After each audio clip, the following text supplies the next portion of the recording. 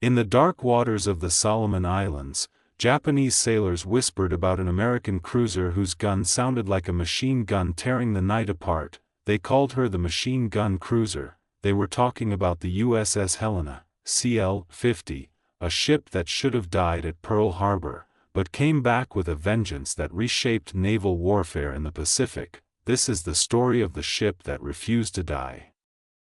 The story of steel, courage, and 868 men who turned a light cruiser into a legend.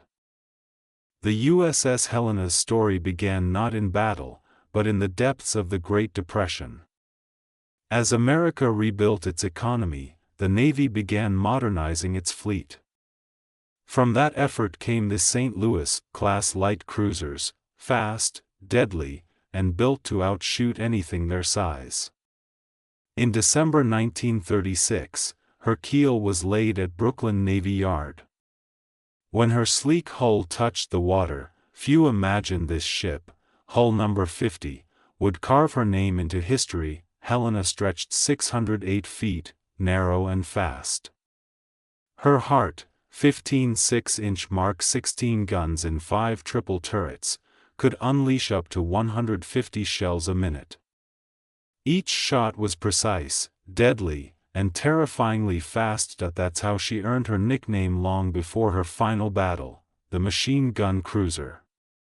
She carried 8 5-inch dual-purpose guns, for turbines producing over 100,000 horsepower, and could slice through the ocean at 32 knots. But her true power came from the men aboard, the 868 officers and sailors who made her more than steel.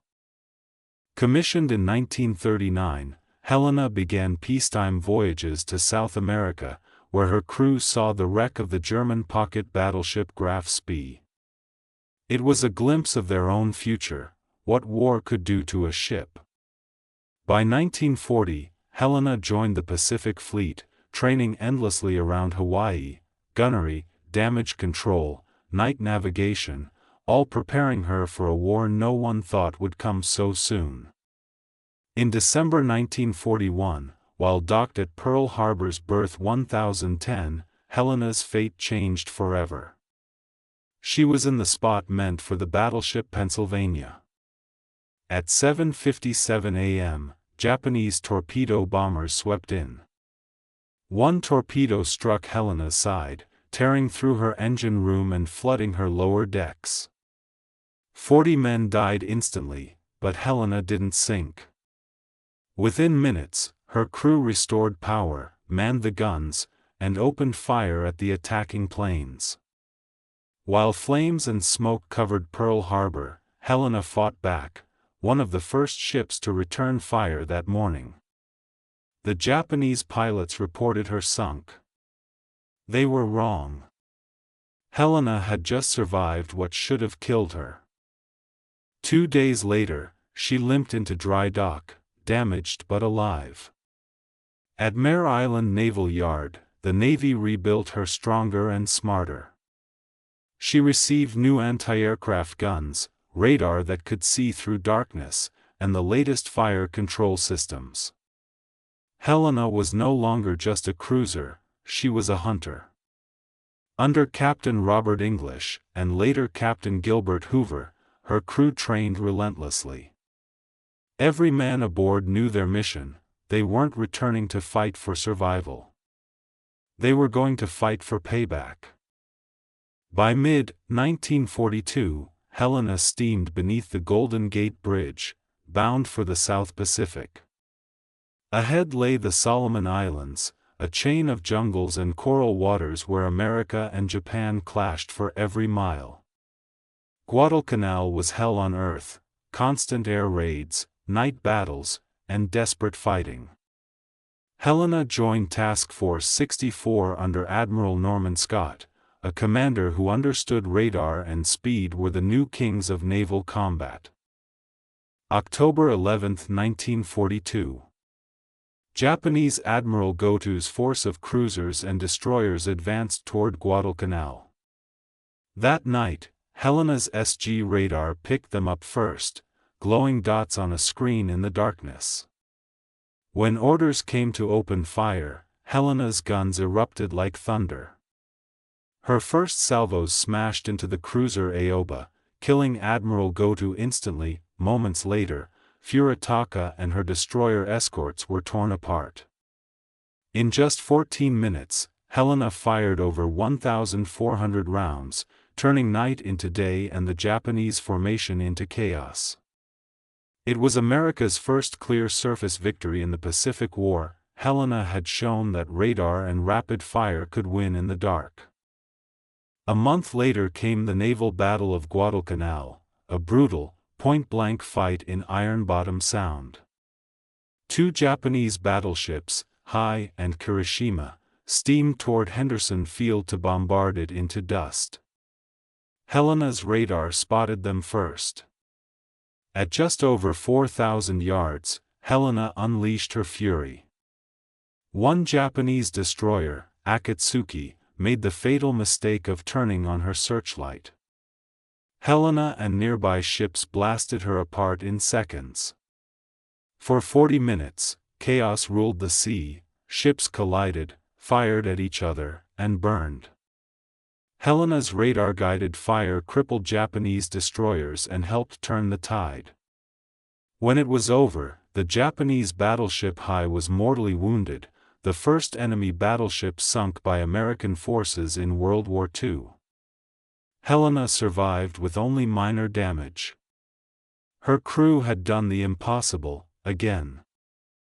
Between battles, Helena's crew endured endless nights of tension. They fought the Japanese by night and tropical disease by day.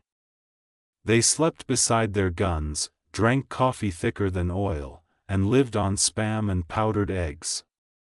The ship's swing band, Helena's hotshots, played jazz on deck whenever they could, a small reminder of home in a place that felt like hell. In November, Captain Hoover was replaced, a decision that broke the crew's morale.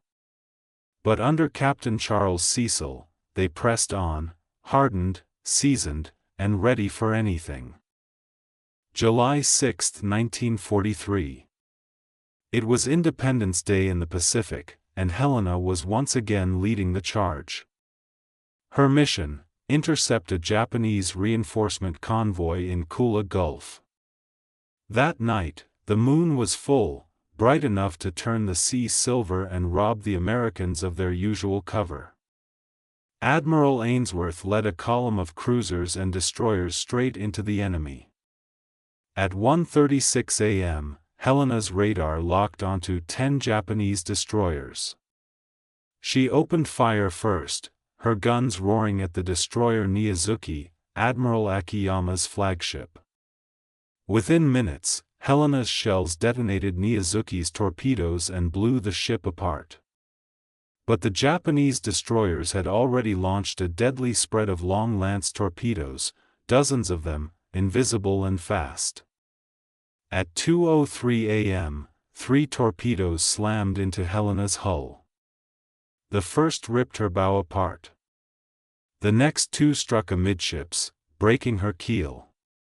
Within minutes, her engines died, power failed, and the ship began to break in two. Even as she sank, her aft turrets kept firing. Her gunners refused to stop until the sea reached their guns. Only when the deck disappeared beneath the waves did they abandon ship. Hundreds of men floated in oil-covered water as Helena sank beneath them. Destroyers Nicholas and Radford risked everything to save them, pulling more than 700 men from the sea while under threat of air attack. But over 150 sailors were still missing. Some clung to the ship's floating stern for days, fending off sharks and the tropical sun. Others drifted toward Japanese-held islands, rescued by native scouts and coast watchers who risked their lives to hide them. 10 days later, American destroyers Taylor and Gwynn returned under enemy guns and saved the last 88 survivors. The ship that refused to die had finally gone down, but not in vain. In all, 168 men were lost, but 700 survived, proof of courage and discipline forged through years of battle. Helena earned 7 battle stars and the first-ever Navy unit commendation for a ship. Her story changed naval tactics forever, proving that radar, speed, and training could overcome even superior firepower.